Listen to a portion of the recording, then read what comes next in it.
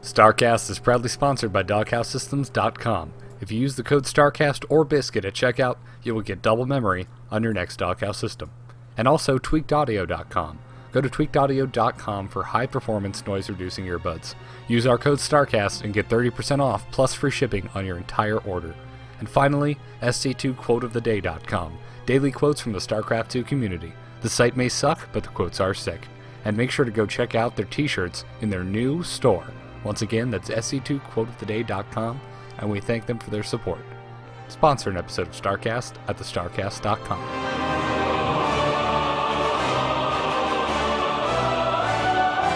Yeah, it's about damn time for StarCast. Incoming transmission. Biscuit.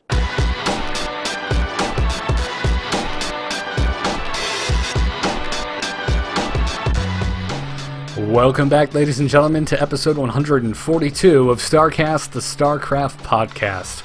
I am your host, Garrett Weinzierl, and with me, as always, is Kyle Fergusson. Kyle, dude, I know I've been talking to you for half an hour because we've had some stream issues, but how are you doing this evening? I'm doing quite well. We have a mere 5 days till the release of Heart of the Swarm. I'm very happy for my own sanity that I don't have a SimCity Sims fast forward button, because I would probably miss out on all those important parts of my life, much like that awful movie Clicked. But I would totally be skipping these next couple days there. And I'd definitely be skipping the weather here in Chicago, not because it wasn't a beautiful snowfall that should have shut down the city, much like St. Louis got to enjoy 2 weeks ago. And they were just like, oh, snow, we'll crash all our cars. But here in the city, they are so prepared, it just wipes all the majesty out of the entire event. Fair enough, man. I would like some snow. Could you send it my way? Because honestly, Florida's getting a little boring. Oh, dude, if you got an inch there, people wouldn't be able to control themselves. Work would be off. People would be running around outside. It'd be absolute madness. Well, I'd be constantly frolicking, is what I'd be doing. In Exactly. a constant state of frolicking through white, fluffy, cold, wet stuff. But here it's like, oh, yeah, oh, snow. Yeah. You got a bag of salt for that? Yeah, well, let me just wipe out the beauty for you here. Yeah. Yeah, indeed. So, anyways, welcome. If you're tuning in live, this is our first broadcast ever on the Handsome Nerd Network. If you're listening via podcast, you can check out that network at twitch.tv/thehandsomenerd, and we recommend that you do, because we're not the only show here. As a matter of fact, there's many, many awesome shows. And we're also not the only two talking heads on the program tonight. Joining us for the very first time, our special guest for the evening, is the player from FXO. Please welcome to the show, Marc, better known as DesRow. Dude, welcome. How are you doing? I'm doing fine. I'm looking at the stream. It says FXO.desRow. It's pretty sick. I like it. Oh, well, thank you. But yeah, I'm excited. Like, I haven't been on an interview or like podcast in quite a bit. I think it was like the Chanman V back in November maybe. So I'm excited. Okay. Well, great. Well, we're glad to have you. We're really stoked, and all of our Protoss listeners, of course, were like, "Yeah, DesRow." So you have some fans out there apparently that listen to our show, so or watch. I say listen because when we started the show, it was audio only. We were like, "Yeah, podcast," and then this Twitch thing happened, and I still can't get out of my head that I should just say viewers or fans. I don't know what else to call them, but Listeners. yeah, listeners. Yeah, that works. So, anyways, man, welcome. We're gonna start the show off with the formal interview, and then you said you're cool sticking around and talking some of the current news. Yep. So let's kick it off. Take us back to the beginning, man. I mean, you're a pro player. You're for StarCraft 2. You play Protoss, and you're on Team FXO. How did that all begin? And I mean, if you want to go really far back, go right ahead. Like, I got a Nintendo when I was 6, and I've been hooked ever since. We're interested in that kind of stuff. Well, yeah, I guess my mom played like Mario, the one on the old Nintendo. So like, was it Super Mario World? No, it was. Anyway, I forgot the title. It was the third one, and she played that, and then I saw her play that, and then I played a load of Nintendo, Super Nintendo, Nintendo 64, Pokemon. And then my friends were like, "Hey, StarCraft." Actually, I was 8 years old, and my neighbor had a shitty computer and had StarCraft 2 on it. The computer was so shitty there was no sound, and it was super laggy. and all we would do is like play a game for an hour and a half of like it was like Legos, right? SimCity. We didn't do much, but we played the game and we enjoyed it, and yeah. Then after that, I got my computer, played Diablo 2, played StarCraft, but it was like BGH. I was a clueless person. And then I started trying in Warcraft 3, and I got to like a decent level. Like I think I was like top 10 at some point on ladder, but that was when people stopped playing ladder and started playing G-Arena, for those that know. And then after that, I played a bunch of Dota. I got to like the highest level in Dota. But it was really hard to keep a team. And by the highest level, I was on one of the best NA teams. But back then, the sponsors there wasn't really any sponsors, and then I stopped because team game is pretty annoying. It's like you need people to like you, and you need people to like you can't pick fights, and then like there's gonna be ego and everything. So I was like, screw team games. Then StarCraft 2 came out, and I was like, well, let's try it. And then like the first 6-8 months, I didn't make a dime, just like trying really hard. And then eventually, like I won go for a C2. I won $50. I was like, Mom, I got $50. And then after that. After that, I invested into some publicity, like the sponsored thread on Team Liquid, which back then gave a lot of hits. These days, they're pretty worthless to buy. But and then I started coaching a lot, and then made a lot of money coaching, and then I got I banked up like 6K just from like upgrading my computer and just selling lessons, coaching and stuff and stream. Then I sent myself to Korea thinking like I was ready, but I wasn't ready, so I got spanked. Stayed there for like 6 months. No, it's hard. It's tough life in Korea. So then stayed 6 months in Korea, then came back in Canada. Then I laddered a lot, coached a lot, and then there was a Ministry of Winhouse in Poland, and I thought that's where I needed to be and wanted to go. But I wasn't too happy with going. Not because of them. It was just me. Like I think I'm better at home. Until I get rid of my weight, and then after that I can move on and do other stuff. But it's much easier to stay at home and focus on myself and not have distractions of like living with other people and not being able to control like your environment. Because yeah, but yeah, that's like the story of my last 2 years. There's a few other stuff like dressing up as a panda or with makeup and shaving my head on stream and other crazy stuff. So basically what you're saying is people need to tune into you live because you never know what kind of crazy antics might ensue. Yeah, or subscribe on my YouTube because I shamelessly make video of everything. So. All right. What's your YouTube? Just for. It's everything DesRow Fighting. So like YouTube/DesRow Fighting, Facebook/DesRow Fighting, Twitter. Okay. All right. Well, pretty straightforward. Cool. It's always nice when you get all of the same like extensions. Yeah, of course. That's the goal. It's the brand. You don't want to confuse people. Exactly. You see, this was our first show, so our Twitter and our Facebook and our website are all different. Yeah. Every show I've done since is consistent, but yeah, I learned. But then every time you get a follower, you know they're dedicated and they're like warriors and they follow you. Like they really try hard to follow you because then it's not easy. And like one thing too is like people are so lazy. So like if you don't hyperlink for them and you just say, hey, follow me. If you don't like give them the link, they're never like gonna type it out themselves. They're so lazy. It's everything. Yeah, you damn lazy followers, get off your ass. No, but they want to be spoon-fed. It's like the internet. Like they don't want to make an effort. They're just watching something.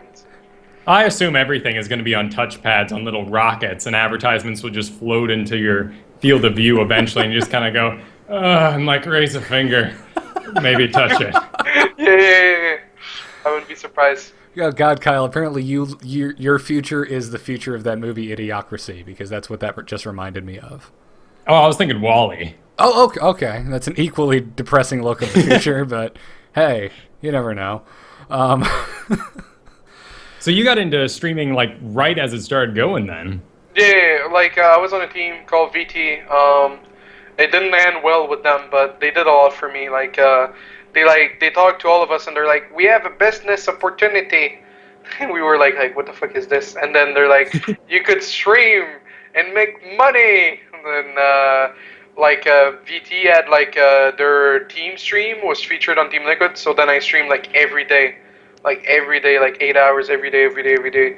And then eventually, like I convinced some of the feature people from TL. I was like, hey, I make like educational content. I help people. I'm pretty friendly and help and chat. And they were like, yeah, you're right. Let's feature you. And then I got featured. And then once I got featured, I'm like, well, it's time to start like streaming by myself and doing more for myself. And then I stopped a little bit streaming on the team stream, and then they were like, what the fuck? And then from there it went bad. Like that was my first team. I was like, because one of the owner wanted to send me to MLG to like reward me for like working my ass off, and the other one was like, well, he sucks. Why are we gonna send him to MLG? So like that guy wasn't so happy, and then it got bitter, and there was a falling off after that. But Oh, that's kind of rough. Well, there you go. Just like Dota, man. Team anything is kind of hard. It's like that science project in 6th grade where it's like, oh no, I got to be on a team, and then there's that one dude that does nothing. You have to pick up the slack, and you're bitter, and you get a C. And yeah, oh yeah, dude. And I was streaming like 8 hours on their team stream. So like the moment I like tried to stream online, they were like, oh my god, we're losing exposure and everything. So they were like pretty bitter. And yeah, nothing's perfect, eh? So. Yeah, we took we always kind of go to Team Liquid and our own forum and take questions anytime we have a guest on, and one of the guys asked, and this is such an open-ended question, but we're on the subject, so I'm gonna ask it. Distin posted on Team Liquid. He said, I'd like to get into more into streaming. Like, do you have any advice for kind of getting out there and how he, like I said, he was really vague, so maybe how to stand out from the herd, or any just words of advice. It's like you have to be, well, it's hard to be unique, but you have to stand out. So like, I'm extremely big, so it's kind of easy for me to stand out, but you need to be consistent. You can't expect it to happen like out of the blue. You need to be consistent, and the market, at least for StarCraft 2, is like really hard to burst. There's like the few streamers like Nathanius and other people, like I'm talking like 115 less, that have been consistent, and they've been like improving their viewer count, but getting past 150 when you're in a featured is like impossible these days. And to get featured, you need to be like Code A or like good foreigner that beats a Korean every once in a while at tournaments. So it's really hard. But then again, you can get featured as others in the category on Team Liquid if you do things right, and you have like educational content, or maybe if you cast a lot. So maybe Nathanius will get featured as other. But that's the men's. After that, like if you got boobs, if you're a girl, like it's like so much easier. Like they have a leg up. Like it's good for them, like take like Mrs. Spite, Caitlyn, Live in Pink. It's like they sucked a lot at first. They had like 100 less, and then easily got like above like 300. I think Mrs. Spite has like 500. Live in Pink is like 400. Of course, she starts the stream with Dance Central. So, but yeah, I mean. We've had Live in Pink on the show quite a few times. Yeah. Like I'm friends with her. Oh, no, I'm not. I wasn't assuming you were being. Yeah. No, I was just saying that. Yeah, we've had this discussion multiple times just about gender inequalities in streaming. Which God, we could do a whole show about that, and I think we have in the past actually. But it's all about milking what you have to offer. Like I'm trying to lose weight, and like talk about like my diet, like my workout, stuff like that. Like. Like when I dress up like a big fluffy panda, there's a reason. It's because I'm big, and I know like it looks funny. Like I don't really care that I may look silly. I know it's entertaining for people. So at the end of the day, like sometimes the viewers I get is the same viewer as like the girl with the very exposing tank top or whatever, like rack. But yeah, it's there's like all sorts of ways to make your mark in streaming, but it's really hard. It's really hard if you're bad. It's really hard if you're not good at casting. So like if you're like below master, or like if you're below GM, or if you're not a good caster, then yeah, I don't know. Good luck. Some people have done it. Like I think there's a plaid guy. Like I forget his name. It's the Pie something. He's black. and he's Plat Terran, and he's like gets 100 viewers, so it's doable. Yeah, I mean, if you can if you're witty, or you can do it with a buddy, and you can kind of be have a comedy show even. Yeah. Kind of like these two guys I have no idea that do this show weekly, and they have guests on, but then they just crack a bunch of jokes and talk about Indiana Jones. Yeah, but we're not actively playing a game. That has to be the hardest part, because I've tried to be on the phone with your mom, and you're like, yeah, no, and that's how I figure my live streaming video gaming must go, unless it's Slender or something, and that you just scream and jump, and it works for you. Exactly. Everyone is interested in that, especially if your name is Day 9. but yeah, man, streaming is it's funny because it hasn't been around that long, and it has just exploded, and now everyone wants to be the next big streamer. So it's absolutely right. Whatever you can do to make yourself stand out from the herd, because there's already so many pros who are just phenomenal players that don't have to say a word, and they're going to get a ton of views because their skill level is so high. But if you can be a personality, if you can do commentary, even if you're not a fantastic player, but maybe your analysis is very good and you're a good theory crafter, there's always something you can bring to the table. Yep. Yeah, you just gotta be a jack of all trade, really. Yeah. So as you've made your way through a number of different teams, kind of searching for the right one, was streaming always a very important part of your resume there? Yeah. But sometimes I was like, hey, I'm streaming, pick me up, and then I overreached.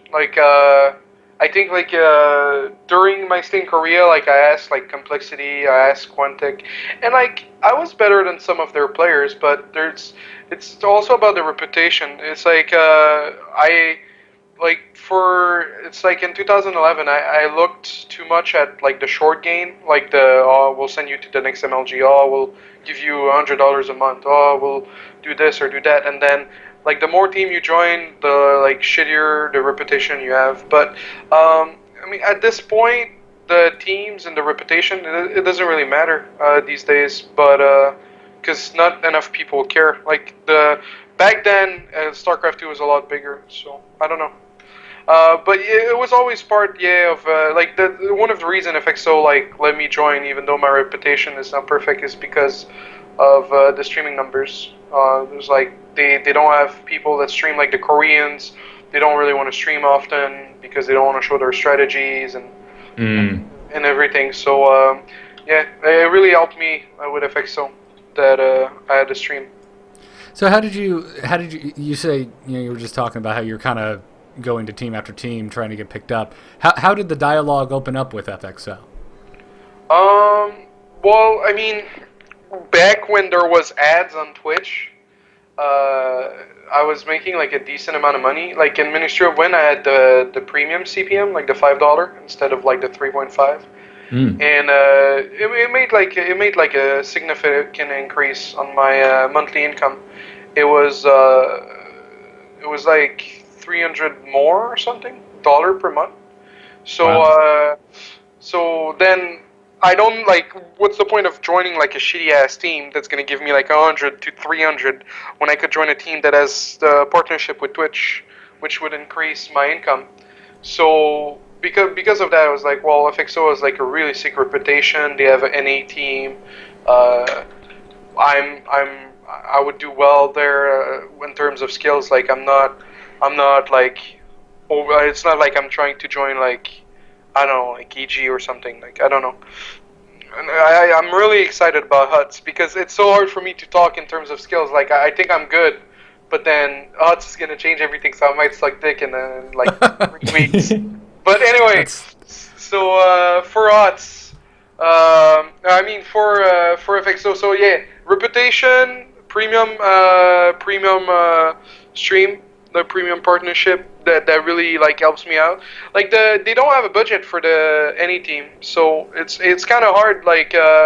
So I have to do donations if I want to go to an event, which I did, but then I wasted $300 because of booking early for MLG, then no open bracket, and then booking for IPL. So I wasted. Oh no! Yeah, it's so sick. Oh, that's no. Yeah. Oh, IPL. Yeah. Wow. Yeah, but I booked MLG like mid-February, so I was like, oh, it's just gonna be like open bracket. And then they came out and said like, no open bracket, we want to revamp or MLG StarCraft 2. I was like, what the fuck? So really bad luck. Understand. I mean, that's one of the big topics of this week is that Sundance came on Climbing the Ladder and said, we're not having an open bracket, but we're reworking it. So we're going to have a system in place that kind of does that, but outside of MLG. So maybe the arenas are like... No, like, it's going to help. Like, what he wants to do is just have, like, a lot of online content in between the events. Like, build up storylines, like, you know, like, Minigun beat Idra, and there was, like, 20,000 viewers because Idra rage quitted like crazy. Like, he just want, and it's kind of good. Like, the way he does it, like, I think it's going to remove a part of his audience because, like, people go for the open bracket, they bring a +1 or a +2. But then, the product is going to be better for them. Because they're gonna like stream every match, there's gonna be less downtime. They're gonna do more work that's done like previously, like the way to MLG. Like they show the qualifier games, they do interview before, so they'll have less downtime, more content. So what they're gonna do is they're gonna have like a lot of qualifiers, and then the people are gonna like pay like $10-20 to enter the qualifier. That's a lot less money than $1,000 to attend an MLG for the open bracket. So it's gonna help the NA scene because we're gonna get our name out there. We're gonna have more stories, and we're gonna get all expenses paid to the MLG because that's what they did for this one, and I believe that's what they're gonna continue doing. Like the online qualifiers, the winners are gonna get like free expense to pay the trip to the tournament. So I think it's going to be good, but it's going to suck for like the open bracket people. It's going to suck like for the goal player that wants to go to the MLG and play. Like it's going to suck for some people, and it's going to suck for people that wanted to travel to MLG and really wanted to play. Now they'll only be able to go and be a spectator. So there's like a part like but no, it's going to be good. Like I believe in them. Well, it's certainly fixing, fixing's a strong word, but helping that spectator experience. I mean, certainly the manpower and the amount of money that must go into getting all those computers in there, setting up, make sure it's wired, having a guy walk around, more than one guy, security guards, everything on top of that. So it's good that, there's actually going to be a system. I was so concerned when I was hearing this that we were just going to have a big exchange, and we have, the top 25 people, and they're going to get in this weird metagame land where they're never touched and they never compete with anyone outside their bubble, and all they know is each other's strategies, and they play a completely different game than we do at home. Well, I mean, I believe in Sundance when he says he wants to help storylines and NA players. I don't know. It's like the best players in HotS that qualify for MLG are gonna see a sick increase in popularity this year, I think. Because the problem with NA players is so he beat 2 Koreans and made it to the championship bracket, but no one saw his games. Suppy's super good, and now instead they're gonna be the online qualifiers. There's gonna be good storylines, and it's really gonna help. And then at MLG they'll get TV time, air time, guaranteed. So it's really gonna help for the best NA players. So it's gonna be important to practice every day to make sure I qualify for the next one. Garrett? Yeah. Sorry, I guess I coughed and I muted my mic and forgot to mute it because I am a professional host. But no, I was saying I agree with you. I mean, it's bittersweet, but at the same time, like you said, the storylines are going to be a lot better. I mean, Kyle, you remember the very first MLG we went to live. We're sitting there, and all the best storylines are happening off the main stage, and we're hearing it from our buddies who were standing over the shoulder of whoever happened to be playing the hot match then. Well, and some of the best games, I believe, one of the ones we were at, what was it, Naniwa versus Flash, was happening completely uncasted. And even if it was casted at this particular event, it was on this computer 2, where everyone was standing around, where you can reach over and grab Naniwa's mouse and mess him up if you really wanted to. Oh, the little stick stages. Yeah, those little exactly. kind of raised Yeah. platforms. Which, let's be honest, who hasn't wanted to screw with Naniwa a little bit? I mean, come on. Yeah. Just a little bit. Just a little bit. But, anyways, so, well, that's good to hear. So we started talking a little bit about HotS. Why don't we dive into that subject? So, one of the questions we got in our forums, this is over at the StarCast.com/forum, Ramlade asks, this is a question directly from one of our listeners. He said, what's your thoughts on Heart of the Swarm? Do you think it's ready for release? Is it balanced? I mean, obviously nothing's perfectly balanced, but... Well, I hate to touch the balance subject. Like, I think like I might be driving some people away from my stream because they want to come and whine about balance and make themselves feel better. But every time like someone mentions balance, I'm just like, you suck. Like, play more, play better. Like, Well, yeah, and from a spectator point of view, if you're... Anytime anything happens, any unit dies, if your reaction is, oh, well, that's because the other unit is imbalanced, that just does not make for interesting commentary. That's why you never hear a professional caster say, oh, he just lost all those Marines to those Banelings because, well, the Banelings are overpowered. Mm-hmm. Like, you never hear that in a professional match, so... well, the thing with HotS is I played like 3 or 4 days because I had like a Wings of Liberty tournament last weekend, and so I didn't play much, but I like the minivacs are like really good. The Albat takes a lot of units to take down if it's being healed. So those are like things you have to consider. I wouldn't say it's imbalanced. Like, and like the thing too is like it's hard to call something imbalanced when the Kespa players haven't been playing it. Like, or like really like I wouldn't like. It's hard for me to take IEM seriously. And it's going to be hard for me to take MLG seriously. It's like 4 days for MLG after release.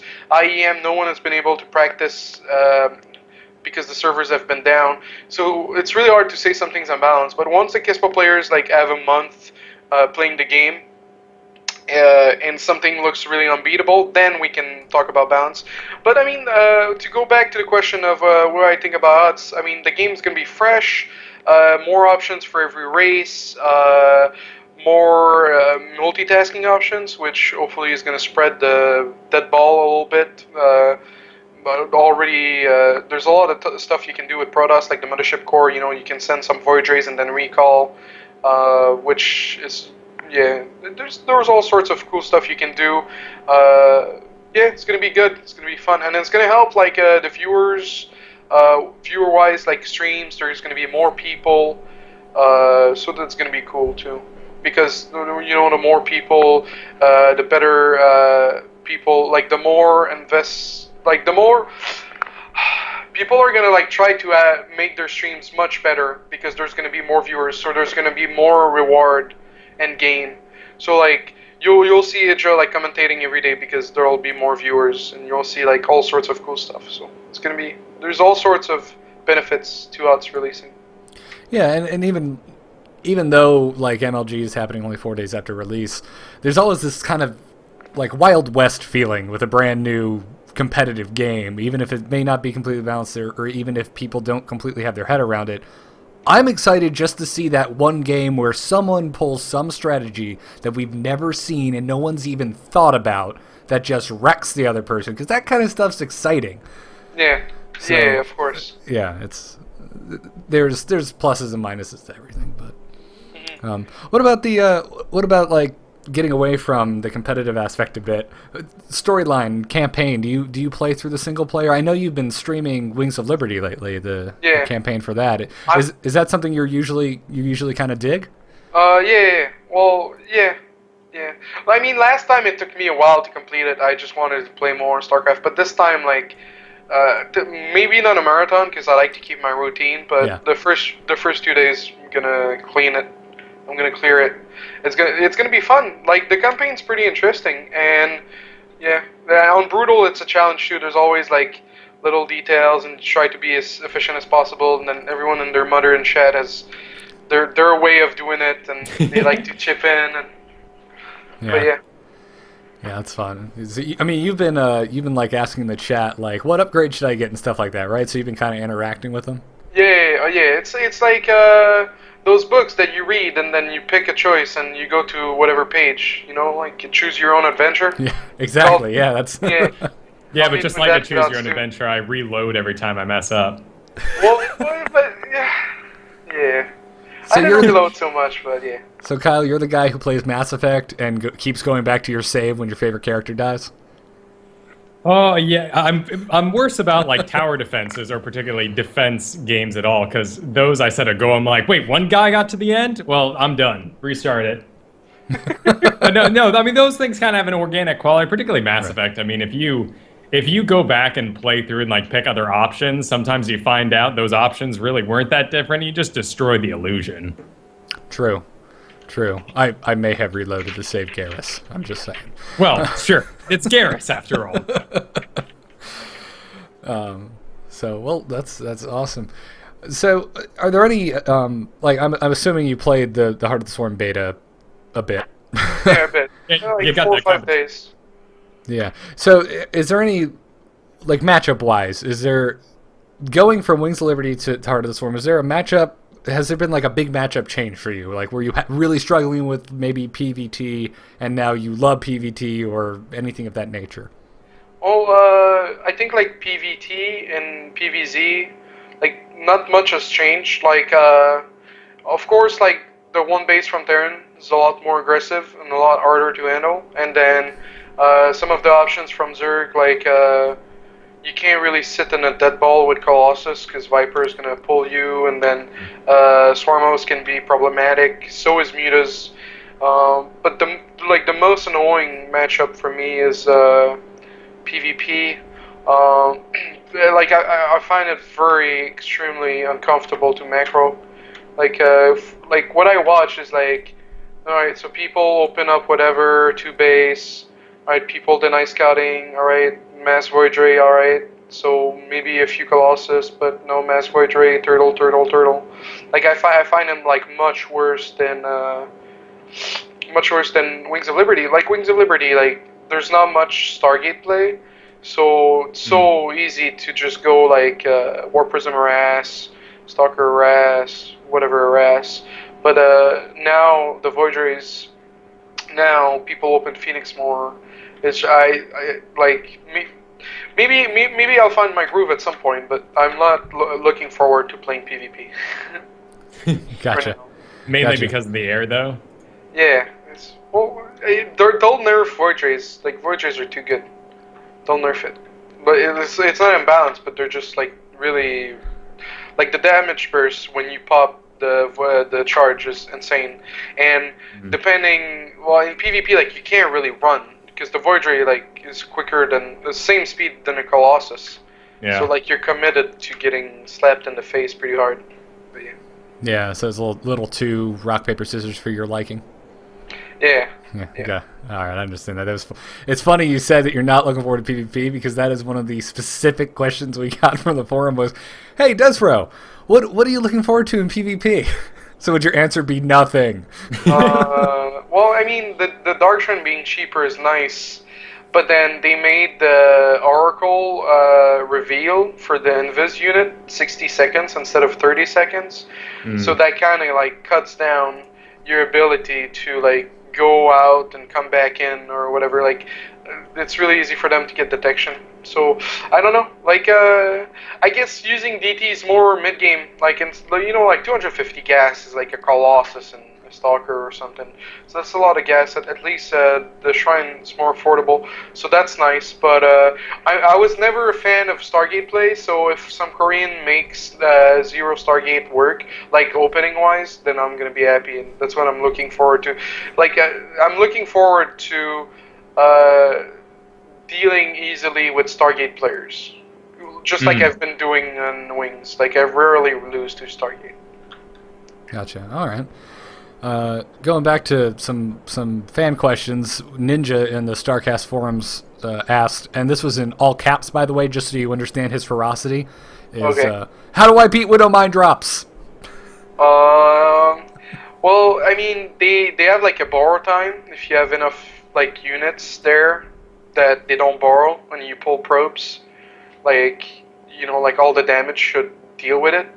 But like I don't know if you watched MVP versus Grubby, but like MVP flew in with his Medivacs, and Grubby couldn't do anything because the Medivac goes quick enough. But I mean, it's gonna take time. Like, could you have detection? But then if they go macro, you're way too behind.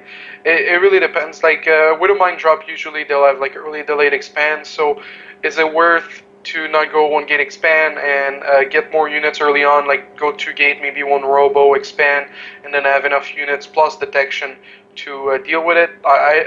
We'll see. I haven't played enough to like give like the perfect answer that it will solve this problem, but you should find an answer like really quickly. Maybe at MLG, like people are not gonna lose a game to a silly Widowmine drop. They'll figure out something. Yeah, I'm very much reminded of when Wings of Liberty came out and all the Zerg players are going, Queens? And I have to pay attention to them every few seconds? This is ridiculous. And you have to basically have the same sort of mental set when these guys burrow in the back of your mineral line. You have to go, okay, I can mine for the next 40 seconds, but I need to make sure I only have 1 there, so all the rockets pop out and hit that guy, and then I pull back, and then I go and I mine. And yeah, it's crazy. But I like the AI, like at least you can't focus with the Widowmine, so it's like the closest unit. So like if you have Lings, it's pretty cheap if you micro it properly. Like let's say you don't have detection to take it out. It's just a Ling is like 25 minerals. Yeah. that's funny. So, oh wow, lost my train of thought entirely. Oh, the chat room. The question we keep seeing a lot popping up is there a race that you feel in Heart of the Swarm is the strongest at the moment? Well, I mean, people have been saying Terran has been strong, Zerg has been weakest, Protoss between. Bad Terrans have been saying Protoss the strongest. So we're back to Wings of Liberty launch, it sounds like. Yeah, well, it's like people just don't like. People are good, like have decent mechanics, but they're not good at figuring out what they need to do to like win a game. So instead of like cracking their brain open and trying to learn, they just like point fingers quickly. So yeah. Man, you have a great mentality about all these things. I mean, you so yourself that you take a lot of abuse in like teams and all this, and yet you still continue to be so positive. How do you how do you manage all that? Well, I mean, if you lose, like if you waste your time being negative, it's sad. Like you don't want to be sad. You want to at least smile and make it like better. So there's no like point. Yeah, I basically said it. There's no point being negative. Like things gets better if you're consistent and you work hard.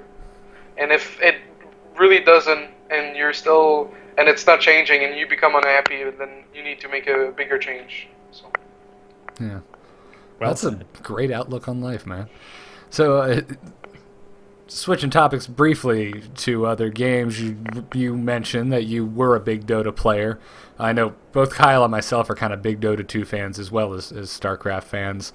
And in our forums, Discarax asked, DesRow, having played Dota at the highest level, have you considered a switch to League of Legends or Dota 2? No. It's like I would like to do some I'm a nerd, right? So I would like to be like in Maximus Black's shoes and still have like half my average if I decide to play another game and take a break from StarCraft 2, but like the reality is, if I stream something else, I'll have like 50 to 100. And these days, it's even harder, like for me to just have like decent amount of viewers for StarCraft 2. Like if I'm not playing ladder, then like if I'm trying to do like some shows for like my viewers and to try to give back, like a guy like. Okay, so today like I had 500 the whole day. I commentated, it was good, and then I decided like I had on schedule like a replay Thursday. Like people send in replays, and I tell them that they suck and what they need to fix. And then after that, I did a guide. So I went from 500 to like 220. just because I wasn't playing. So, you know, like, if I'm not playing ladder, if I'm not commentating, like, people just don't care. Like, my fan base is not that big. Like, it's a floating fan base, you know? Like, they'll go watch whatever StarCraft there is. So maybe, you know, maybe in the future, if like I grow to like 1,000, maybe 2,000 with StarCraft 2, you know, I want to relax and go play another game, or maybe like play Dota 2 with some people just to have fun, then I'll do it. But for now, like, it's, you know, if you want to succeed, if as badly as you want to breed, then you'll succeed. And I try to live by that, but I haven't done it enough. Like, I haven't done 12 hours a day enough lately. Like, my routine has been pretty rocky, and I do like 8 to 10 hours, and that to me is not enough. Like, I'm not happy with myself. But if I can get back to 12 hours and I can get my average back up, I'll be happy. But to go back to the question, no, I wouldn't quit. It's a like, you know, you say it's not about money, it's about having fun, but at the end of the day, like, if I don't have money to pay my bills, like, what the fuck am I gonna do? Like, I'm already living at home, and that annoys me a little bit. Like, this year, if I can't make enough money to live comfortably alone, or like not even having to move out, just like, you know, staying here, but like having the option that, like, okay, I'm done, parents, like, Sure. fuck you people, and just leave, and just leave and go live on my own. If I don't have enough money, I might retire. Like, you know, at the end of the day, winning tournaments really hard. People have been streaming a lot more. You know, Hug, Stefano, Jaydong, the Muslim Idra, Yon, like Paul, like so many Koreans, so many streamers. Right. So it's a tough world. Like, if I can make more money, eventually I'll have to, like, you know, like right now, someone at McDonald's makes more money than me. Like, I'm having like the time of my life. Sometimes I travel. It's pretty cool, but you gotta like stay realistic at some point. So Right. no, I wouldn't switch because I'm already not making enough money for my tastes. But yeah, I could do more too. Like I said, 12 hours a day. It's doable, but it's tough. Yeah, it's rough, like you said. Yeah, buddy. So no Dota. That's what he said. That's correct. Yep. So. Sorry. Oh, so we'll let's see. One last question we'll take from the forum here. Chat room, by the way, I believe we're still running on that dumb delay because at the moment we're still having some stream difficulties, so this might pop up later. Shoot some questions in. We'll try and pick from you guys. AMCJV said, you know, I've always wanted to ask every pro gamer this. What is your favorite and least favorite unit from your respective race? All right. Well, like the thing about the War Prism is it's mechanical, so it's not really like, oh, I could be a War Prism, it's badass. No, but I like what it can do. Like the world of possibilities is pretty endless. It's pretty sick, especially now Fungal like doesn't hit it as hard. There's so much you can do. The least favorite, I don't know. Like, it's a tough question. But, well, I mean, I would say the Zod, but it's like pretty important. But it's pretty like. It's not fancy, but it's this backbone to your army that's kind of necessary. Yeah, exactly.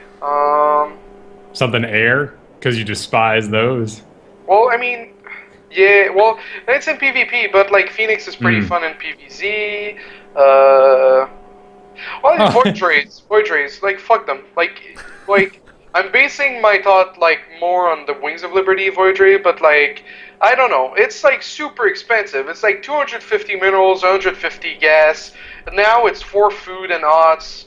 It's like it clumps up so easily. It gets owned by AoE. Like when I saw people go like voids and I did it in HotS and I did it in Wings too. I just went Storm and then I stormed them and they were like herb derp. I didn't spread, and then they lost all their Void Rays. So yeah, Void Ray least favorite. Gotcha. All right. Well, just randomly, and this is off my own train of thought, is what's your thought on the carrier? Because they're so seldomly used, but they are, in theory, so cool and iconic. It's like, I don't know. Well, it can be good. Like if they're not playing bio PvT, And then PvP, well, I don't know with the state of the void how it can be useful, but it was usable in wings. And then in PvZ, they're just like they're like a secret weapon. Like so many games I've won in PvZ and wings where I was just multitasking like crazy, and then I had 3 Stargate pumping like 8 carriers, and then after like abusing the Zerg, he was like, "Fuck it, I'm attacking." And then he comes at my door with like 10, 12 infestors and 8 broods, and I'm like, "Sup?" And then I have 8 carriers, and like the carriers, like they're beefy motherfuckers too. Like they don't die to infested turns that quickly, and they kill the broodlords pretty easily. So I really like the carriers. Like yeah, sure, they're like iconic and really situational, but when you seize the window to make carriers, you're just a badass motherfucker, and you kill everything. But yeah.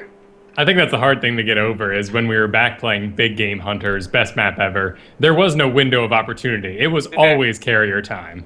Yeah, of course. Yeah, indeed. That's definitely very true. We're seeing the same thing, particularly on the HotS ladder towards the end of the beta with Swarm hosts. They were just used because they're cool. Yeah. And then, these things suck. I got countered, and well, yeah, they have a counter. Yeah, they're not super. They're good, but they're easy to counter. Yeah, well, not in the very beginning of the beta when they could hit air as well. Sure, that lasted like 2 days though. Let's not. It should have. Don't make me bring up one food roaches because we'll go back to those days too. Oh wow, I forgot about that. Man, bringing me back to when I didn't have to build a supply depot to put down a barracks. Jesus. Yeah, those cheese, man. Oh, those were the golden days. Yeah. I remember, I think it was like season 1 or 2, like General got cheese because the other guy did like 2 barracks before depot, like a proxy, and then General didn't scout it, and then he died. And then shortly after, it got nerfed. Yeah, exactly. But anyways, man, I guess we'll. You said you want to stick around and talk some of the current events, so we'll just go ahead and move into that. So, I guess first up this week, we've got a new situation report from Blizzard themselves, kind of talking about, we talked a little bit about it, the state of HotS balance. Essentially, they opened up by saying we're not seeing any glaring issues right now for any matchup from bronze through masters leagues, and our adjusted ratings for each leagues are actually showing that balance has steadily approached 50% over the course of the beta. They also said additionally that the top 30 for the GM league is currently made up of 7 Zerg, 13 Terran, and 10 Protoss players, and the win-loss ratios for the Heart of the Swarm tournament matches thus far have been solid for each race. So they're saying, they kind of open this up with like, listen, it's never going to be perfectly balanced. But basically what they're saying is we're fairly happy, which I think is good seeing as the game is coming out in 5 days? 5 days, yeah. 5 days, yeah. Math is hard. Tuesday, man. Oh. Tuesday's Heart of the Swarm. I took the day off from work. Really? Yeah. Sick. I don't do that for many games, but Error 37 to curse you.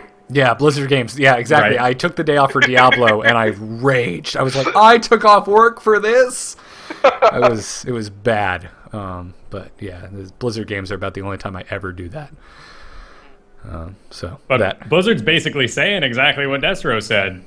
We are waiting for more people and pros to get a hold of this before we change anything else. But we're seeing 2 issues on the horizon that we will most likely be fixing. I mean, if David Kim's writing this up, he's probably already fixing them.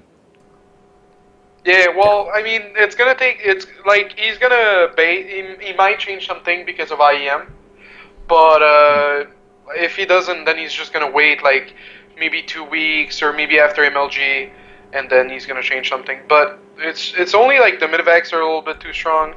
And what was the other things he addressed? Like the Void Ray, I think. Yeah, the strength of Protoss Air, especially against Zerg, is quite strong. Mm-hmm. Yeah, but that was the same thing like back in Wings. Like you let the Zerg herb their 4 base, Broodlord and Fester, you never do anything, and then you're like, wow, this is hard. The same thing with Zerg, they have to be like super aggressive, maybe OV drop, Earth the economy, like do like a 3 base Earth the economy, transition into macro so you're ahead, so you have more. to beat the Protoss here. So, but yeah, he's gonna wait, and they should do good. Like they've been doing decently, except for the Infestors for a while. So. Yeah, they've seem to be really kind of struggling with Infestor balance over there at Blizz HQ. What do you think about the medevac and basically the point of contention is the Ignite Afterburner's ability?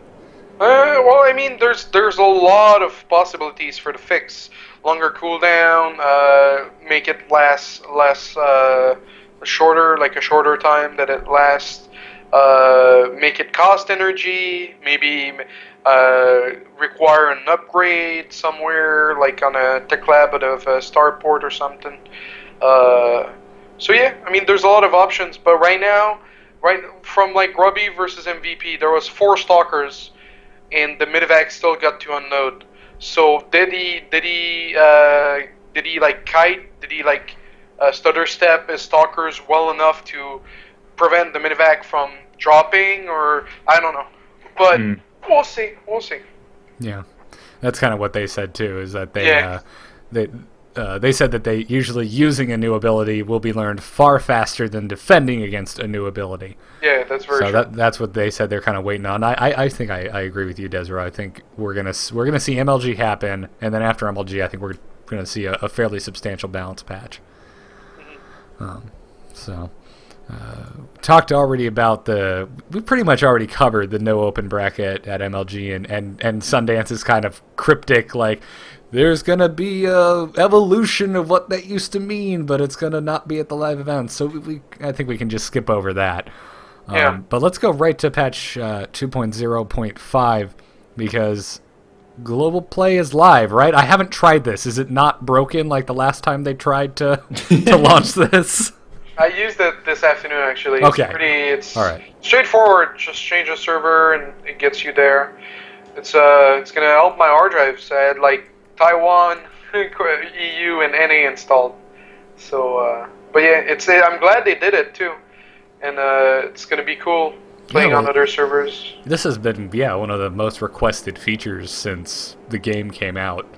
It's an odd feature though. That's always been kind of prefaced with, "Oh, that'd be awesome," but I'm not going to play there anyway because of the lag.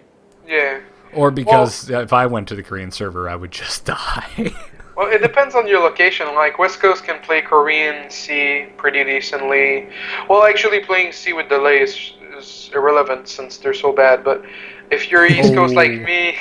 Shit talk. If you're East Coast like me, you can play EU pretty easily. But one thing that bothers me, though, is like I have 3 NA accounts, I have 3 EU accounts, I have 2 Taiwanese accounts, and some of them are on the same email. And then now with Global Play, like I don't even get like a feed of string or something like.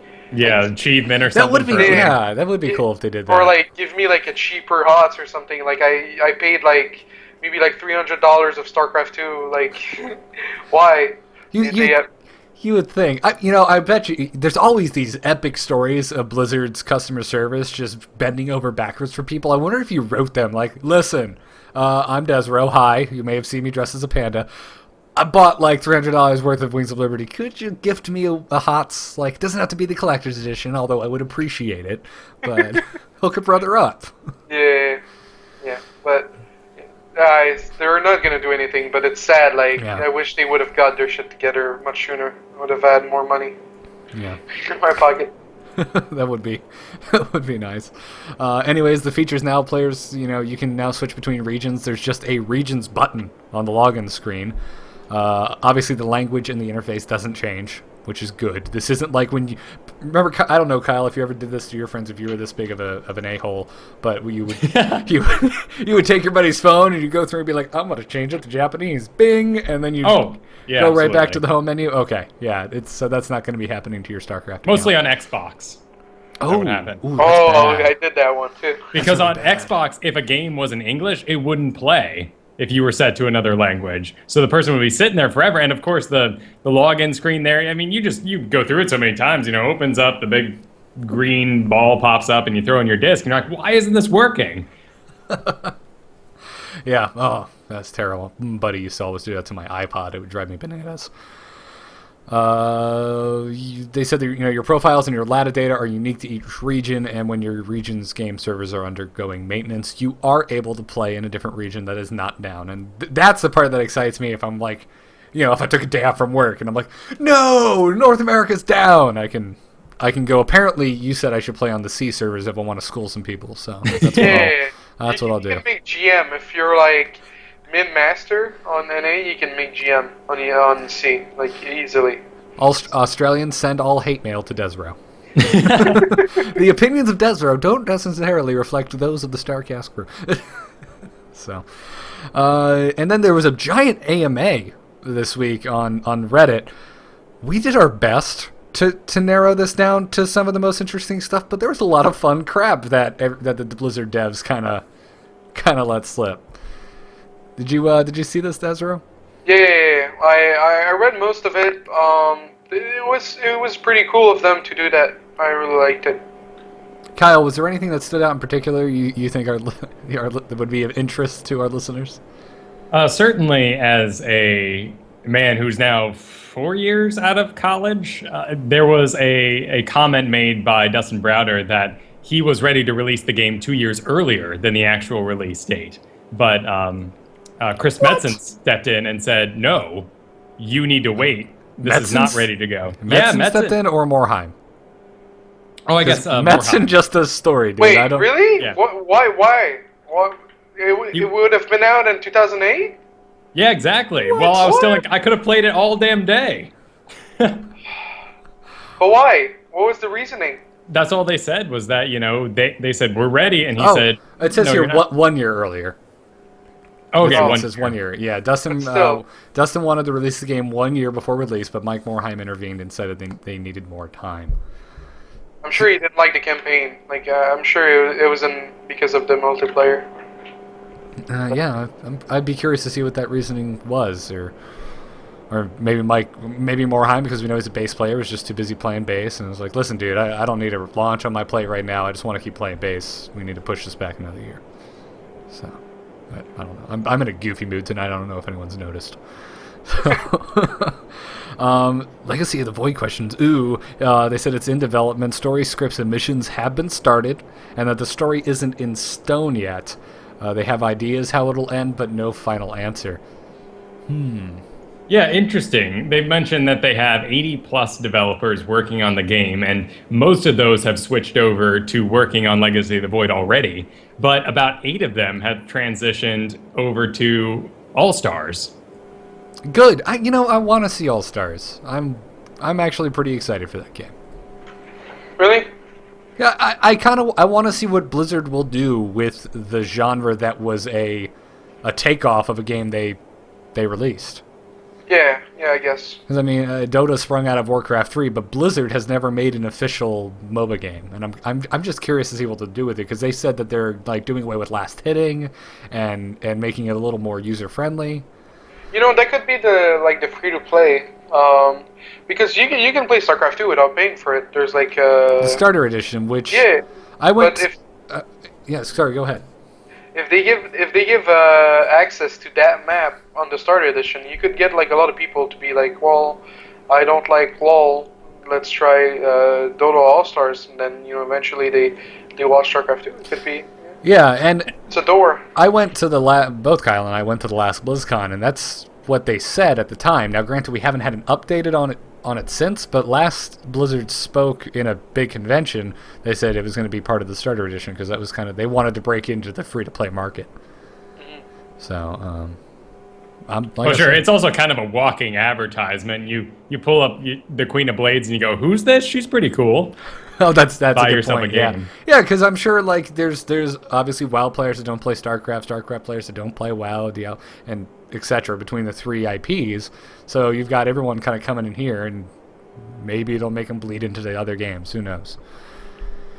So this was an interesting comment from them, that the unlockable skins are based on limited memory. So that's why there's not a plethora of items to get. There's apparently a technical issue built in a game that they've been working on for, 13 years. Well, that makes me sad.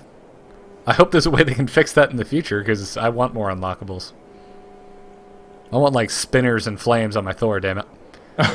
You already got the spinners. With No, your no, collector's I've got the edition. spoilers, sir. They're different. Oh, okay.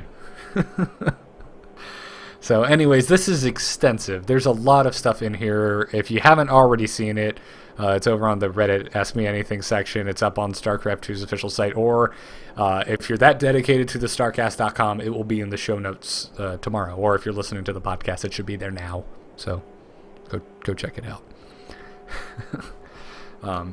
So, DesRow, I'm actually anxious to get your thoughts on this, and we actually had some people ask this specifically in the forums. IPL6 has been officially canceled, which is ironic because on our last week's show, we were talking about how, it's fine, they're looking to sell IPL, but IPL6 will still happen, and then we ended the show, and that night it was officially canceled, so we were like, wonderful, we have to retract anything we said from last week's show.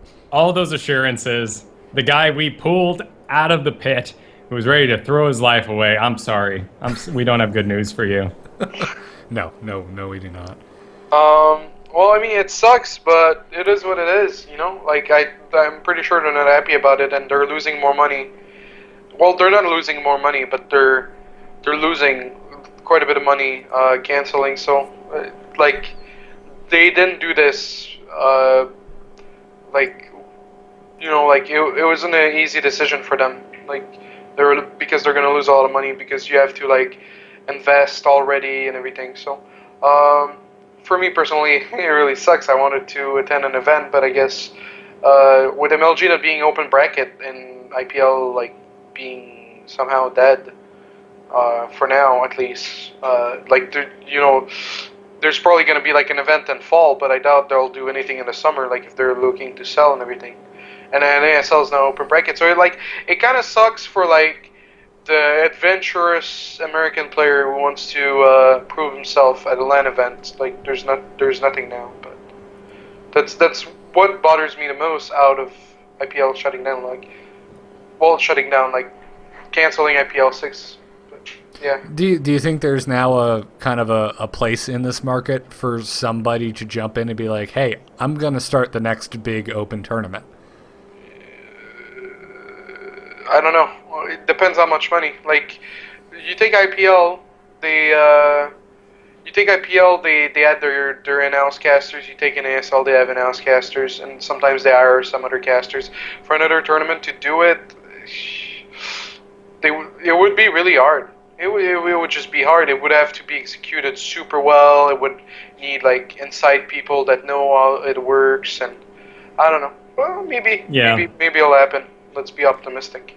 Well, and to get another sort of open bracket tournament going, you would probably have to really focus on editing to make people care. We have limited time to watch these programs, and without names to draw people in the first place, I mean, you have to make that succinct. I mean, we can't sit and watch Joe Random tech up.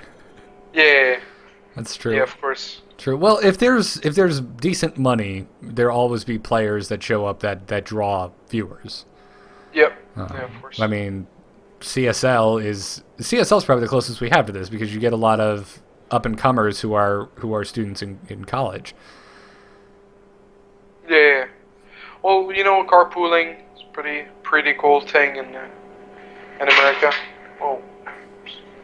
Yeah. But yeah, it's gonna be a big blow to the NA scene, and that's a thing. Like, I always talk about on my stream. It's like, who's better, EU or NA? And, like, you take EU, it takes like $300 to go, like, anywhere within the union.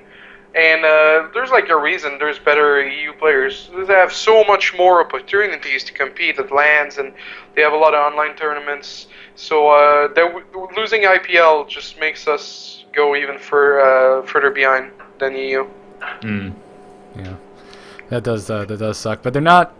Just for the listeners out there, hopefully I don't have to retract this 5 minutes after the show. They're not completely dead. What happens is IGN has a new owner, and they're looking to kind of consolidate. So they're looking to sell off IPL. So IPL is looking for a home, which of course begs the question: if they're sold to someone who's not IGN, what are they going to change the name to? This IPL will no longer make any sense. Yeah, And it's gonna be awkward. Yeah, as long as exactly. those people who have, poured their lives into it so far to get that going. I mean, if you were on the ground up and you had to convince IGN to go in on this on a single game, I just hope you can keep your job. Yeah. So that is that. Let's talk with some tournament results and a little bit of what we watched. So I'll start with you, Desiree. You're our guest this week. What if you had to pick one thing from the past week that you watched that you think people out there should check out in VOD form? What would it be? MLG Minigun versus Idra. Usually I watch every Gespa and every Protoss GSL match, but I was sick before the weekend, so I didn't watch anything. And after the weekend, I didn't watch much. But yeah, Minigun versus Idra, really good. And it's a pretty good storyline too, so you should check it out. Cool. Very good. And all that is free, I believe, the Showdown series. So Yeah, it's on YouTube. They upload like an hour after the cast. It's really good. They're super consistent, so I've been enjoying some of the MLG VODs there. Well, and even outside that match, Minigun is smashing. Yeah, He is awesome. Yeah, he did really well on ladder before he shut down. He was like top 30 with all the Koreans. There was a lot of foreigners like Minigun or Idra and like the Muslim like in the top 100-ish. But he was doing better, so it was nice to see him do so well with all the Koreans on the ladder. yeah. Oh, we actually didn't talk about that during the AMA, but the barcode system. You look at those ladders, and I don't even know what I'm looking at. Yeah, it's funny. Oh, yeah, we were going to talk about it. We just completely skipped over it. That's that's so ridiculous. Yeah, if you go look at the Grandmaster ladder right now, because you can look at people's builds and their past games and, what maps they do best on and all the sort of profile things that are cool to check out about your friends, well, naturally, pro players hide that stuff. So looking at the ladder is pointless at the moment because there's nothing to see. Except for Flash, because he doesn't care. He's up top in the Korean ladder. He hasn't barcoded out his name. Yeah, well, I mean, it's like the only reason for the barcodes is really, well, I mean, some NA players and EU players, like top players, they need it or they want it, but I mean, Korean players, it's like if you're not on a barcode, then you play one guy, and then that one guy gives the replay to his entire team, and then you play a match like 2 days later, and then the guy knows your build from ladder. So like the barcode is like inevitable problem, like for top players. So it sucks, but it is what it is. Yeah. I mean, I'm hoping they just turn on some features where you can select what's viewable in your profile rather than actually ruining. It wouldn't be enough because like I said, I have a C2 gear running. I save every replay. If I'm about to play someone for a tournament, I type his name. I have like 6 replays of him. Then I load them up in the C2 gears, and then I see which I want, what map I want. If I want to go, I can go look at the build orders. I can even load up the replay if I want. So that's really the issue. Like. StarCraft 2 is a game of information. If you have background information on your opponent, you have an advantage, you have an edge. It's about cutting that hedge, edge technology. Yeah, no, that's very true. And I mean, if just having your name on the game is enough, and people are going to find a way anyway. Garrett, you know real sports a little bit. Isn't that, with football anyway, if you show up to a training session and film it for the other team, you get fined, right? That is not okay. Yeah. Or you're the coach of the Patriots. Well, sure. Yeah, no, and that's what I'm talking about. This big kind of scandal happened. Yeah. How do they handle? I mean, that is of course happening in reality, not in an online world. And of course, online we expect, we click on your profile, we see if you're single, send you a message. We immediately want more information than you get in person. Yeah. Honestly, I think at the moment, as much as it sucks, the barcode is the way to go. Yeah. I mean, it's so. Shame fans. I mean, if you still want to look at their build order, you can. I mean, you're still going to be able to know who's on top. You'll still be able to go, I want to see the best person on GM's build order versus whatever. And you can look that up. That's fine. I mean, do we really need to know who they are? I mean, I don't know. How much is it really killing the game? Because the only person it's The only person I think who are really mad about it are other pros who are trying to get the edge. No, people keep a tab on who's top GM. Like they really keep a tab. Like because like when I was laddering a lot, you know who's first, you know who's top 16. You talk with other people like, who's that person? Like if it's not a barcode, who's that person, or who's that barcode with this many amount of games, and people care. It's good. It's good. It would be like a perfect world would be without barcodes. It gives more exposure. Like minigun coaches 2 hours every day because he's like always top like 5 NA ladder, and it's just people care. Like if they didn't care, like they wouldn't have mentioned it. Yeah. Well, what if we went just full bore and like, all right, everyone knows everything about everyone, and everyone's on a level playing field now. I think to have that sort of wide open information, you would need more tournaments actively going all year round that are like the Blizzard World Cup, where the ladder mattered for that. Because otherwise, it is then a tool for those who choose to ladder to get screwed and schooled. Screwed. Kyle making up his own words. Episode 42 of StarCast. Thank you. That's 142 episodes. You guys are very consistent. We've been doing our best. Did you guys skip a week? We've skipped 6 weeks Total? over the past 2.5 years. Almost 3 years. It'll be 3 Almost years 3? Oh, in wow. July. It'll be 3 you're right. years, yeah. Damn. That's Impressive. yeah, it's crazy. It's weird looking back on it. Don't go listen to those beginning episodes. It's terrible. It's really bad. It's a learning process. Yeah. So, anyways, I watched Teja versus Roro in the GSL Season 1 HotS Semifinals, and was so very, very sad. Oh, man. Even if you're not a fan of Terran, of Teja, which you should be in the first place, the man's awesome. And I enjoy Roro's play a lot, but I was voting against him because, well, it's the finals. There's already a Zerg there. We got a Zerg who's competing to get there. And I think the whole community as a whole was saying, no, we don't want that. We want to say, hey guys, guess what we can watch this weekend together. And then that awesome game is going to come out Tuesday. Let's all get super psyched. But now we have this weird sort of you have to be Zerg to enjoy it mentality. Yeah, I'm you know me, Kyle. I'm a massive Teja fan. So much to the point where, as you also know, I still raid once a week in WoW. I have a pet Thor in WoW, and it is named Teja. So there it is. I am so distraught. I was like, oh man, this would be so awesome at the final Wings of Liberty GSL finals. Teja versus Symbol, whose Symbol is one of my favorite Zerg. So to see him go head to head would have just been phenomenal. And I was really hoping I'd get to see one of my favorite Terran take it, but alas. Well, and the look of it would have been so easy to sell new players on. Be like, hey, I'm really looking forward to a game coming out this Tuesday. Why don't you come over and watch a TVZ? Because that's what you want to see. When you watch StarCraft for the first time, it makes the most sense. There's guys with guns, there's aliens. Yeah, it's really sad. I don't know what kind of people watch other matchups. Well, I mean, if you're a StarCraft fan, you might watch other races, but I never watch like anything that doesn't have a Protoss. And in advance, like if it's live, then if it doesn't have a Protoss, I never watch. And then if it's VODs, Protoss has to win. Otherwise, I never watch. So.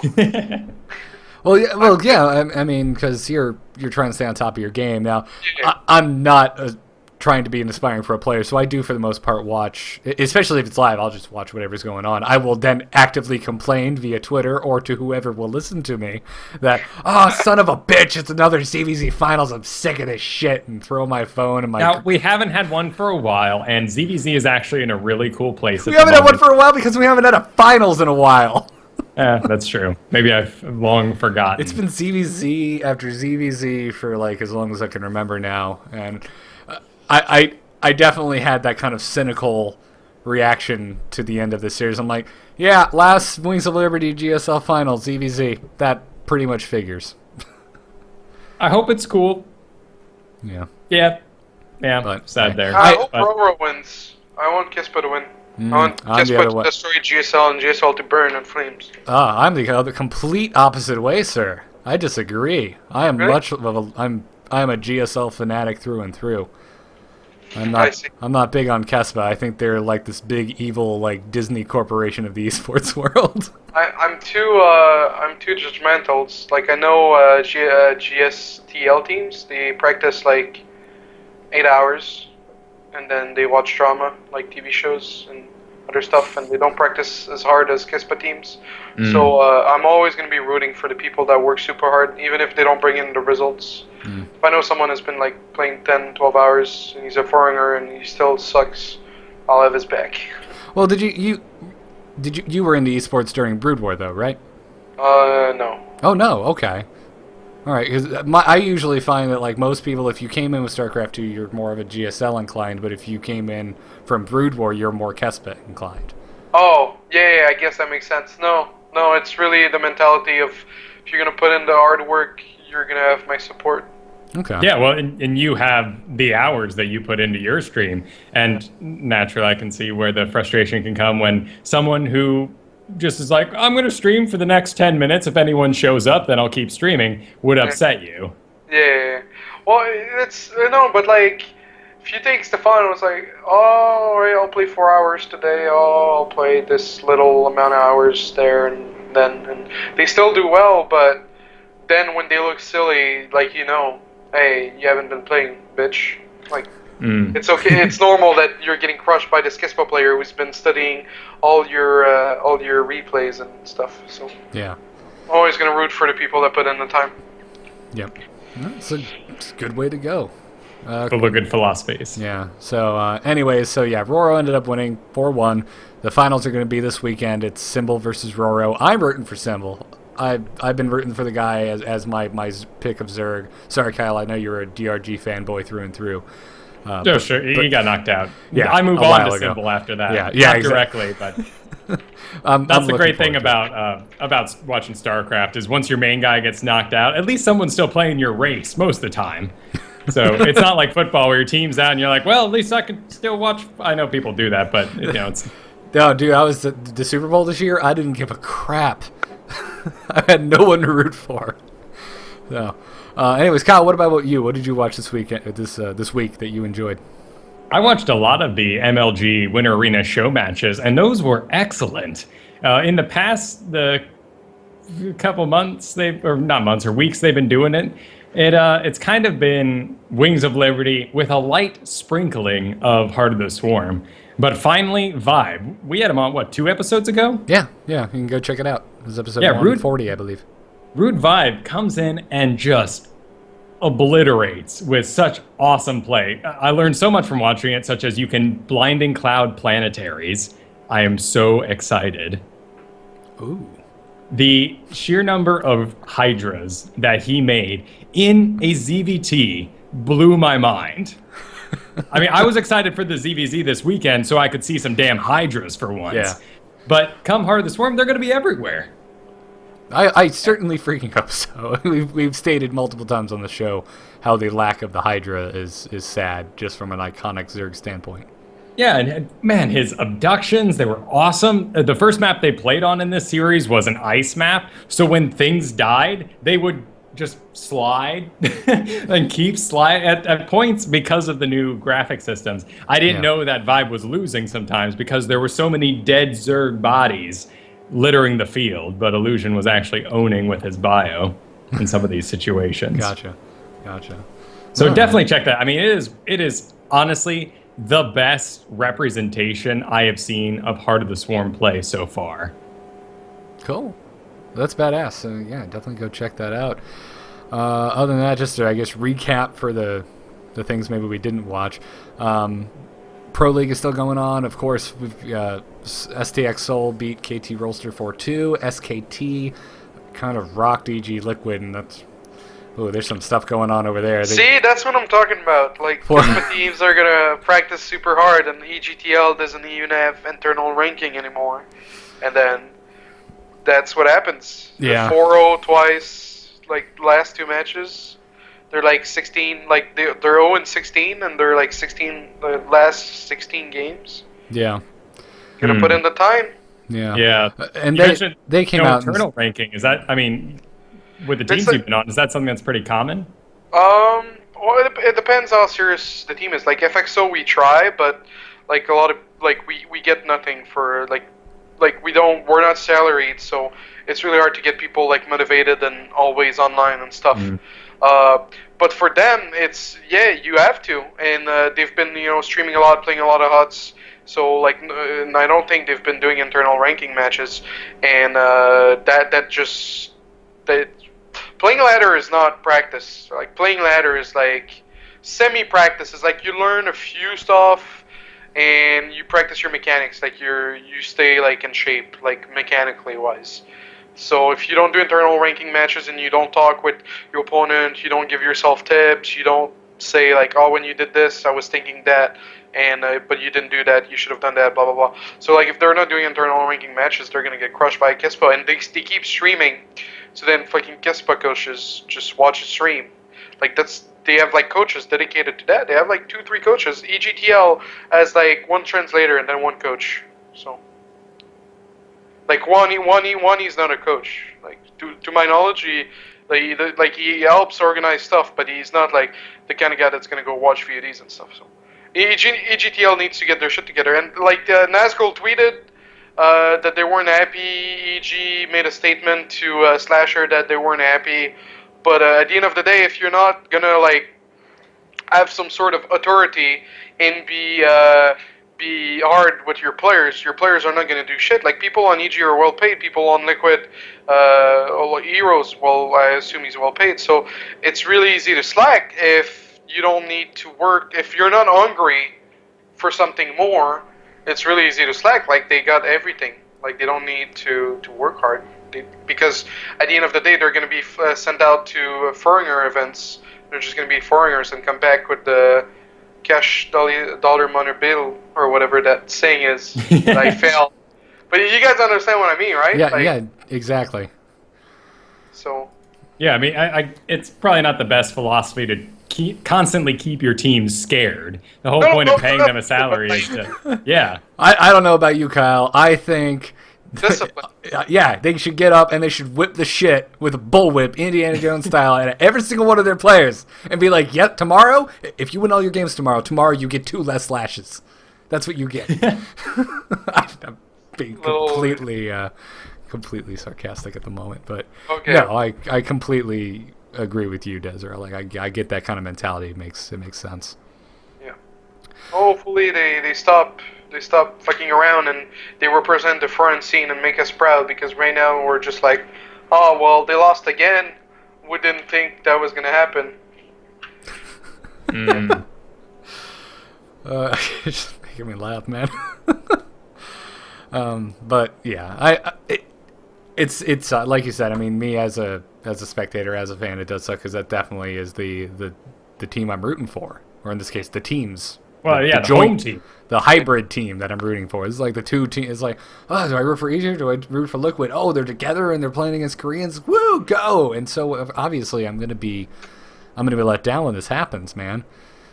But yeah, well, they've got a great corporate hype machine as well. So Right. when these kind of results come up, it's just rough for the company, I'm sure. Because the guy who made the sweet ad, he has no control over how much they practice, but he's going to hear about it. Indeed. And then IEM Season 7's going on. I haven't been following it too much, but obviously looking to it for the purposes here. Pretty cool that there's a $100,000 prize pool and all 24 players get a cut of it. That's always kind of good to see. I mean, For IEM? Yeah. Damn. That's pretty cool. It's supposedly there's 24 players total. There's a $100,000 prize pool, and I think first place gets $30,000, and then it goes down from there. Which is you get like 1,400 just for showing up. Yep. Insane. Yeah, which is if you're one of the players in that is just so freaking great for you. So you got 4 groups of 6 players each. The top from each group moves directly to the quarterfinals. The next 2 highest placing players move on to the round of 12. The winner of each of those move on to the quarterfinals, and then the bottom 3 players of the 4 initial groups are out of the tournament with their $1,400. So we've got Younghwa, Yoda, and Violet are the first out of their groups, and they've already secured spots in the quarterfinals. So it's already very much underway, and almost into the quarterfinals already. So it's funny how there was like no American. That's because of Golden and Violet. Like it kind of like at the end of the day, every tournament you're always gonna say like the best players should be there, but it sucks for an A scene. We had Violet living over, we had Golden living over, and they kept winning the IEM slots. So now we literally have no representative. Yeah, it does. Scarlet hasn't been playing them. Huck has been ditching IEMs because they've had like poor accommodations. So then, like, we don't have the best players attempting. Like, Suppi failed to those Koreans. Idra, I don't know, like, he didn't try. And Huck has been ditching, and Scarlet hasn't been trying. But it sucks. Like, well, let's not get into that. But yeah. I mean, he's not North American, but he's on a North American team. Stefano did qualify for the round of 12. He's going to be playing Parting, though, so I'm very curious to see how that goes because Parting is a damn monster. Yeah, it's going to be really interesting. Yeah. So, good stuff. Oh, and I guess I didn't see this when I was writing the notes. Group D is now completely finished as well, and MVP secured the top spot in there with Dream and Stefano coming in second and third and moving on to the round of 12. So MVP goes straight to the quarterfinals, and Dream and Stefano go to the round of 12. So very cool. We're reaching the end of the show, which means it's time to read your guys' emails. We've actually gone a little over time, so we're only going to read one today. We'll move the rest on to next week, because, DesRow, you've been so kind as to stick around the whole show. We don't want to keep you too much longer. So this one comes to us from Turner in England, who writes, Hey, Garrett, Kyle, and for guest purposes, DesRow.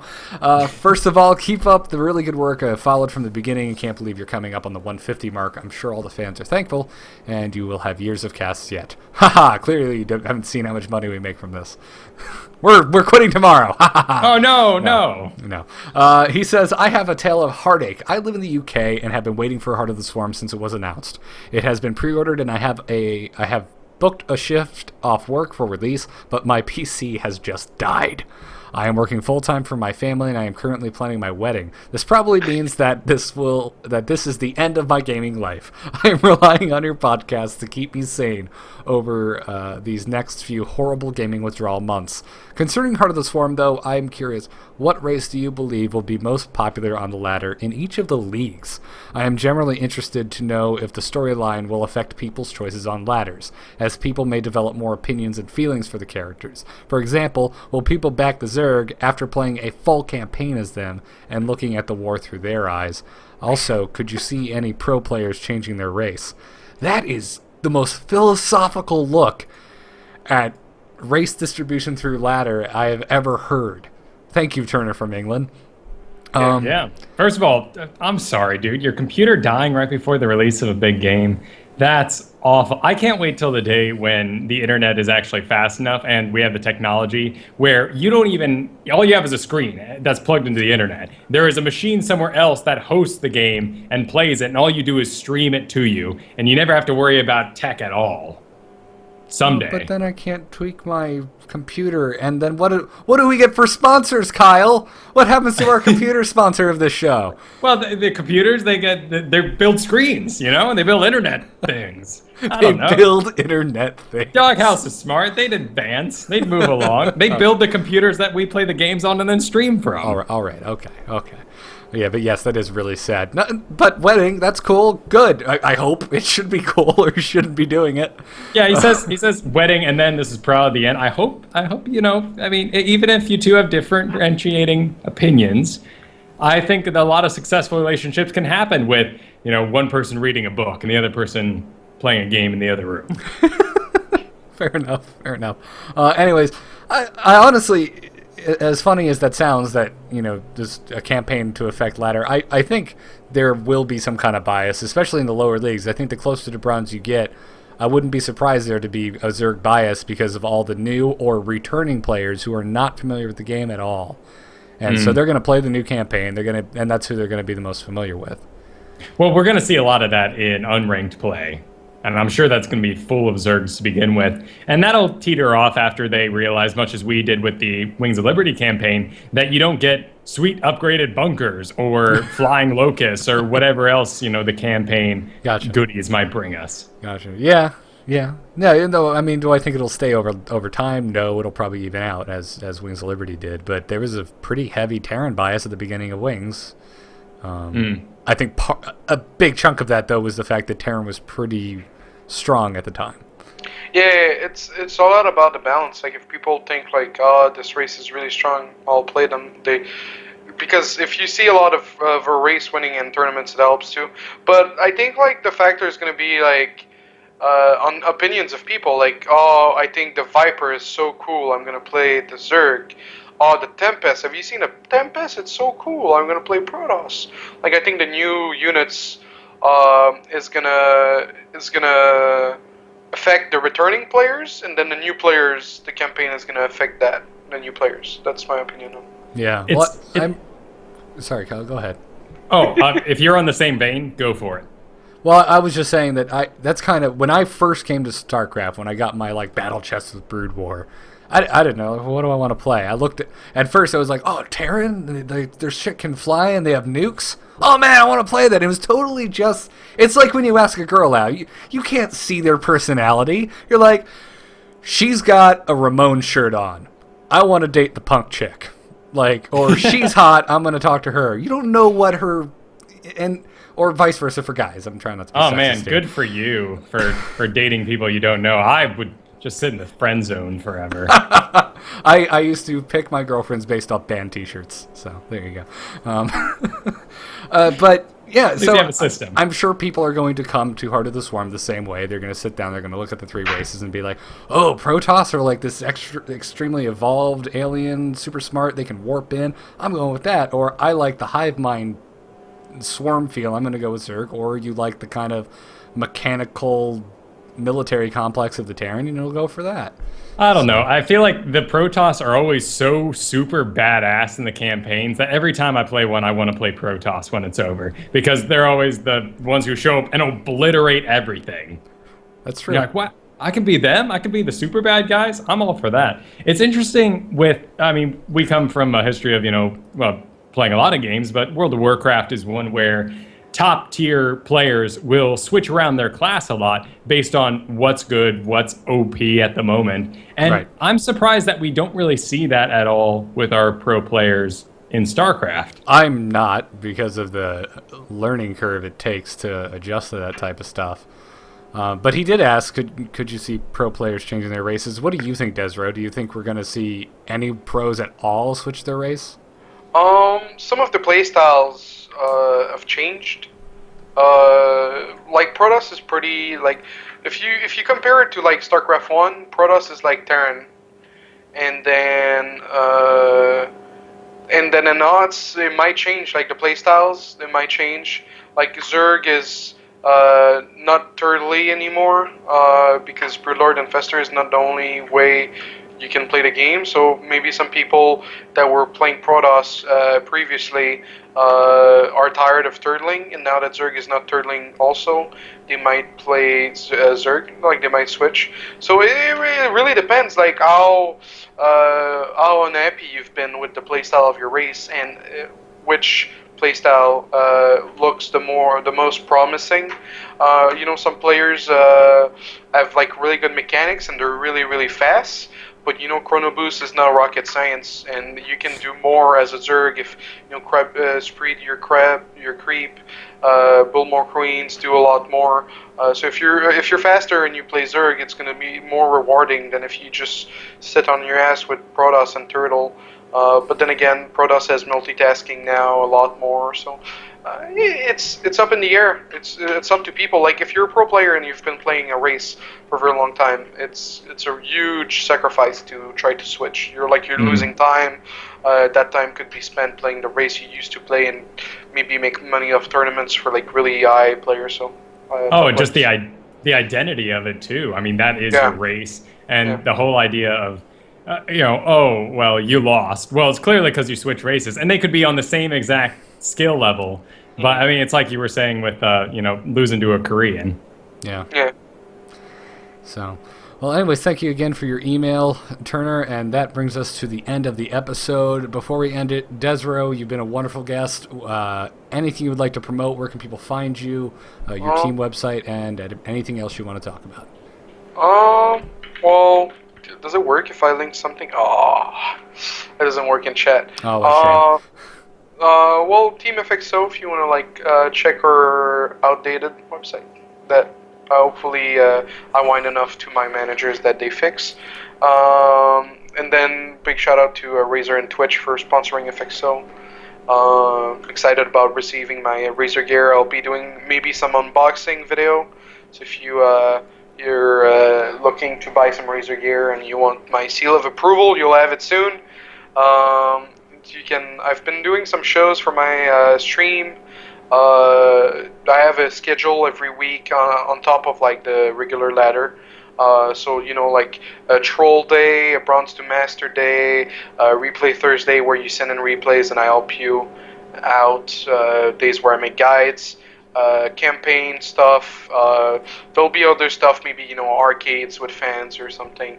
Also, there's gonna be a raid call hour where subscribers, the people that pay $5 a month to be subscribers on my Twitch, there's going to be a raid call hour every day where they get to ask me questions on raid calls, so that's cool. There's all sorts of cool stuff, if you don't know me or if you've known me but you haven't watched me, now is the best time to watch me because I'm trying to do a lot, so that when HotS release, I'll have guides, I'll be helping you out, I'll be bronze to master, which is educational. And then, twitch.tv/DesRowFighting, twitter.com/DesRowFighting, facebook.com/DesRowFighting. I post some recipes, some pictures of me, some videos, some YouTube videos. youtube.com/DesRowFighting. If you don't have time to watch the stream, but you kind of care, you have the highlights there, vlogs, guides, ladder games commentated, funny events. What happened with my nose is 2 days ago my nose started itching like crazy. So during a ladder game, I actually won a ladder game. I was itching my nose the whole game. I even paused twice to itch my nose or scratch my nose, and then I scratched it raw. Ooh. Oh. Yeah. Ouch, and that's rough. Yeah, but dude, it was itching it was insane. To the audio-only podcast crowd, in case you're wondering why so many people were asking, DesRow, you have a red mark on your nose. Yeah, it's a scar. Hopefully it's going to go away, but yeah. So yeah, on YouTube, lots of content there, like when I shave my head. No, actually, I didn't push the shaving part on YouTube, but yeah, so Facebook, Twitter, Twitch, YouTube, all /DesRowFighting. That's pretty much it, really. Well, great, awesome. Thanks for stopping by, and as for us, again, this is our first broadcast on the Handsome Nerd Network. You should go and subscribe to that channel, twitch.tv/TheHandsomeNerd.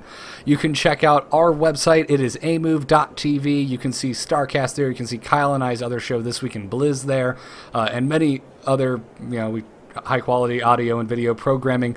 TheStarCast.com is the place to go for our forums, our archives, our T-shirts, and plenty more. You can catch us live every Thursday night at 8 p.m. Eastern Time on twitch.tv/TheHandsomeNerd. Check out all of our VODs over on youtube.com/StarCastShow. And email us at starcastshow@gmail.com. Follow us on Twitter at TheStarCast. Follow me at Garrett Art. You can follow Kyle at Kyle Fergusson, our guest DesRow at DesRowFighting.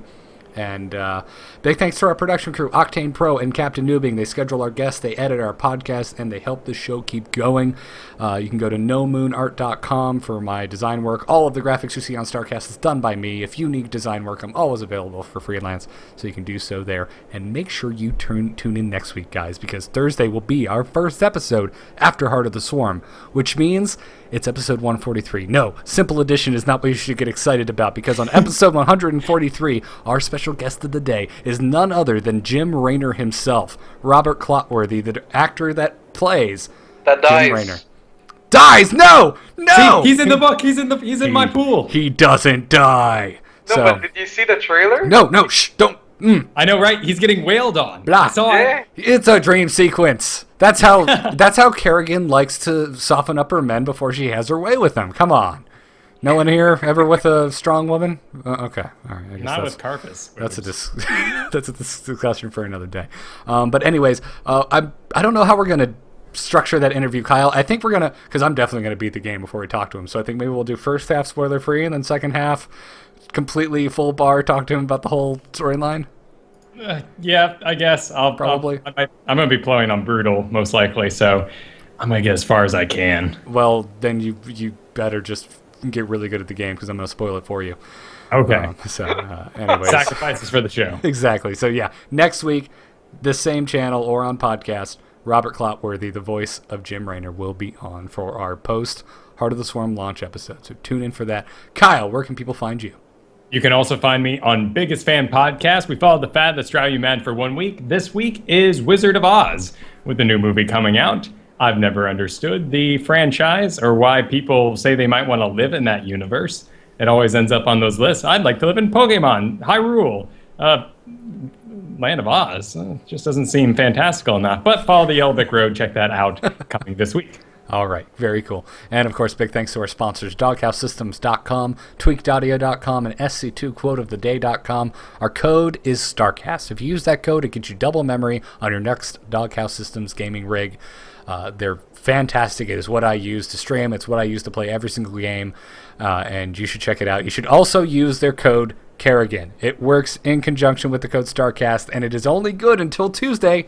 That's when the promotion ends, and that, of course, gets you entered for a chance to win a life-size prop replica of Kerrigan's Ghost Rifle, handmade by Bill Duran of Punished Props. So go check that out. That same code StarCast gets you 30% off and free shipping on your entire order of Tweaked Audio earbuds. They are noise reducing. They come in many different styles, many different colors.